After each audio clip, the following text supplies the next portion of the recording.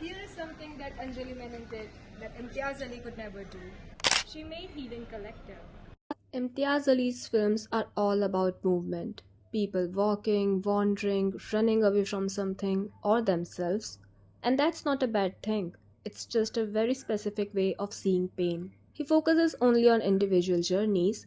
That's his thing. But for Anjali Menon, healing doesn't happen in isolation. Her people don't escape, they return, and for her, belongingness is the plot. I grew up watching long, melancholic Malayalam movies. My dad and I would sit with lunch and watch Srinivasan move through slow, quiet despair. Mohanlal would play the naive, everyday man who is good hearted but doomed. Those films were heavy, full of politics, guilt, and morality. Cinema that wanted you to feel and think at the same time.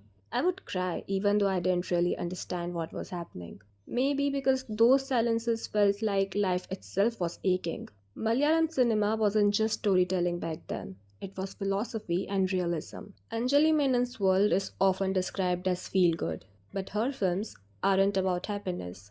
They are about emotional architecture, about how people build, repair, and sometimes fail at intimacy. Menon doesn't romanticize them, she humanizes them. She reminds us that emotional confusion is universal, that privilege doesn't protect anyone from the loneliness, guilt, or longing. Too soft, too clean, too melodramatic. That's the usual critique that she gets. But here's the thing, melodrama isn't the problem, it's how you use it. Take Karan Johar's Kabhi Khushi Kabhi Gum. The helicopter lands, Shah Rukh Khan runs in slow motion, the violins are crying before the characters do, and that's how melodrama is designed for you to feel. You're supposed to cry with them. Anjali Menon works differently.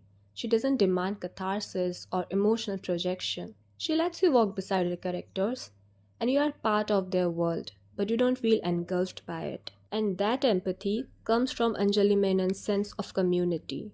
It works because she is writing from within one. Malayalam cinema isn't just an industry, it's an ecosystem. There is an organic intimacy to it, you can't fake that. So when Hindi cinema tries to do Kerala, it flattens it or makes it cringe. Bollywood's Kerala is a postcard version, coconut trees, heavy accents, cold sari borders. You can call Anjali Menon's world sanitized, but at least it's hers. It does not come from an outsider curiosity. Now look at her men. They are not angry, tortured geniuses.